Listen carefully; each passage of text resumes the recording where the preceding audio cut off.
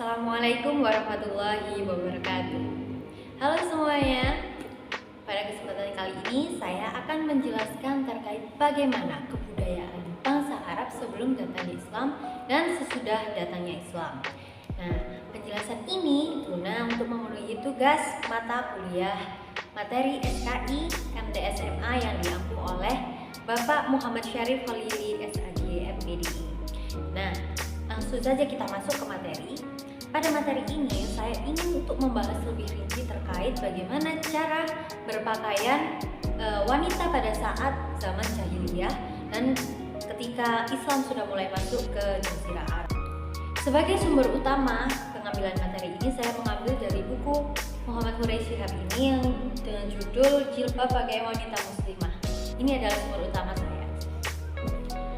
Baik, sebelum kita masuk bagaimana penggambaran cara berpakaian wanita muslimah pada saat itu, saya akan membahas secara singkat bagaimana sejarah pakaian pada awalnya. Kurang lebih 72.000 tahun yang lalu, nenek moyang kita Homo sapiens yang bermukim di Afrika itu berpindah mukim ke daerah yang lebih dingin. Nah, dari sini mulailah dikenal dengan apa yang namanya pakaian. Dari bermukim di tempat yang cuacanya panas, berpindah ke tempat yang cuacanya lebih dingin. Nah, kemudian setelah berpindah itu kurang lebih 25.000 tahun yang lalu, mereka itu mulai mengenal yang namanya pakaian dari kulit binatang. Nah, pada saat itu barulah dikenal bagaimana cara itu menjahit kulit binatang dan mulai berkembanglah bagaimana orang berpakaian. Nah, pakaian di sini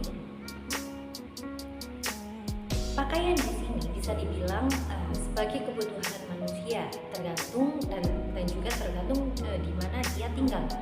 Kalau misalnya seperti di Afrika tadi, kalau tinggalnya di Afrika berarti pakaiannya lebih cenderung terbuka karena cuacanya panas, dan ketika misalnya manusia tinggal di kutub, maka pakaian yang dikenakan cenderung tertutup untuk melindungi badan dari cuaca yang ekstrim.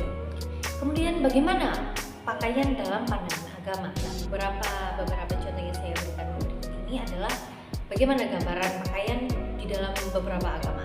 Yang pertama ada Kristen Orthodox yang ada di Mesir, yang mereka cenderung untuk memakai pakaian yang serba hitam. Kemudian pada agama Buddha kita bisa tahu sendiri bagaimana terkadang kita melihat ya, mereka memakai pakaian dengan warna tertentu yang kalau saya sendiri tahu itu cenderung untuk memakai pakaian yang berwarna orange. Nah, kemudian ada agamawan di Iran. Agamawan di Iran itu memakai sorban yang berwarna putih dan berwarna hitam. Nah, pembedaan dua warna ini untuk membedakan garis keturunan mereka. Nah, sedangkan kita sebagai seorang muslim yang kita ketahui, ada salah satu contohnya adalah bagaimana cara kita berpakaian ketika menunaikan ibadah haji. Yang ketiga, yang dengan posisi laki-laki maka menggunakan pakaian tanpa adanya jahitan, sedangkan yang wanita menggunakan pakaian tanpa menutupi wajahnya. Nah, dari uraian singkat saya tadi bisa disimpulkan bahwa pakaian adalah budaya sekaligus tuntunan agama dan moral manusia. Nah, sekarang kita masuk pada penggambaran bagaimana cara berpakaian khususnya wanita pada zaman jahiliyah, yaitu zaman ketika Islam belum datang di Jazirah Arab sampai ketika Islam datang di Jazirah Arab. Seperti yang saya katakan tadi, bagaimana manusia berpakaian itu menyesuaikan tempat yang ia tinggali. Seperti yang kita ketahui, bagaimana cuaca di Jazirah Arab itu cuacanya panas, ya kan? Nah, maka yang dipakai di sana itu menutupi badannya, cenderung menutupi badan, tapi dengan kain yang tipis agar terhindar dari panas. Karena konteks yang akan saya bahas ini adalah wanita, berikut ini adalah fungsi yang ditonjolkan dari bagaimana cara wanita berpakaian pada saat zaman jahiliyah itu. Selain untuk menyesuaikan, selain untuk melindungi diri dari teriknya matahari pada saat itu, ada tujuan lain yang ditonjolkan oleh wanita Jazirah Arab pada saat itu dalam berpakaian, yaitu itu untuk mengundang kegabungan pria. Bagaimana cara mereka menarik perhatian pria pada saat itu? Yang pertama, memakai kerudung sekedar diletakkan di kepala dan sepuluh di kepala. Jadi cuma untuk menutupi kepala dan sisanya hanya dijulurkan ke leher saja. Nah, dengan begitu bagian dada dan ini telinganya masih kelihatan. Nah, memakai kerudung itu memang disengaja seperti itu agar memang telinga mereka yang mengenakan anting itu biar kelihatan, dan mereka mungkin memang disengaja untuk diperlihatkan karena kembali lagi mereka ingin mengundang kegabungan pria. Kemudian, karena dada mereka terlihat, mereka juga mengenakan kalung.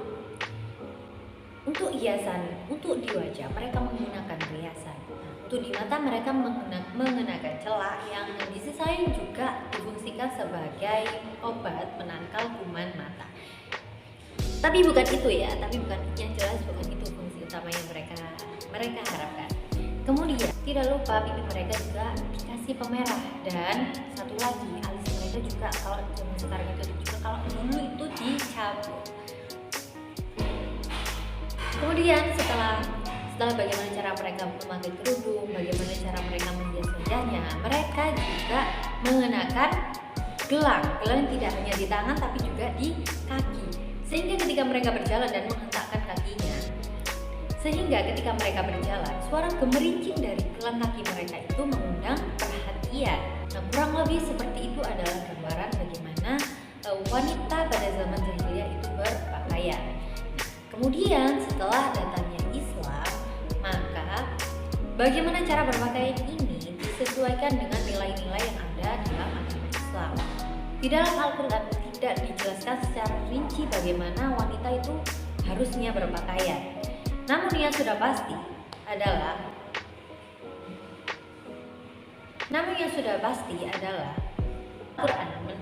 dalam Al-Quran menjelaskan bagaimana cara wanita berpakaian dengan tujuan untuk memberikan ketenangan kepada sang pemakai, kepada kita khususnya para wanita, agar selalu merasa tenang ketika dimanapun kita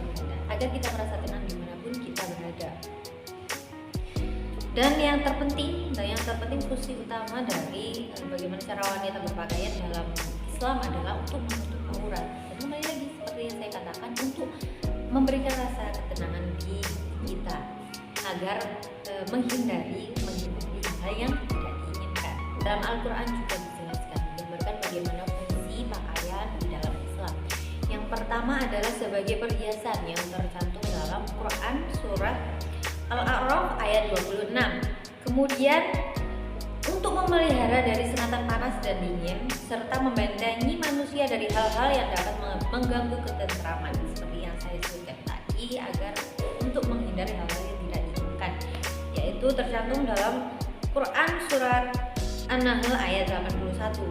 Kemudian sebagai pembeda seorang dengan yang lainnya berdasarkan sifat dan profesinya. Konteks sebagai pembeda sifat dan profesi ini jika dirujuk daripada zaman itu, maka adanya pembeda antara siapa yang menjadi majikan dan siapa yang menjadi budaknya. Kurang lebih seperti itu contohnya. Bagaimana bentuk pakaian yang dikenakan itu menyesuaikan dari kebudayaan yang sudah ada. Bahkan menurut pakar, ada yang mengatakan bentuk pakaian yang ditetapkan atau dianjurkan oleh suatu agama lahir dari budaya yang berkembang ketika itu. Dengan statement yang dikatakan oleh pakar tadi, selaras dengan bagaimana Islam memodifikasi bagaimana kebudayaan atau cara berpakaian wanita pada saat itu dengan nilai-nilai moral yang ada di dalam agama Islam. Sekian yang dapat saya sampaikan. Semoga yang saya jelaskan tadi memberikan manfaat untuk kalian semua, menambah ilmu kalian, menambah ilmu. Sekian yang dapat saya sampaikan. Semoga apa yang saya jelaskan tadi dapat menambah ilmu kalian, dapat menambah pengetahuan kalian. Sampai jumpa di video selanjutnya. Saya akhiri. Wassalamualaikum warahmatullahi wabarakatuh.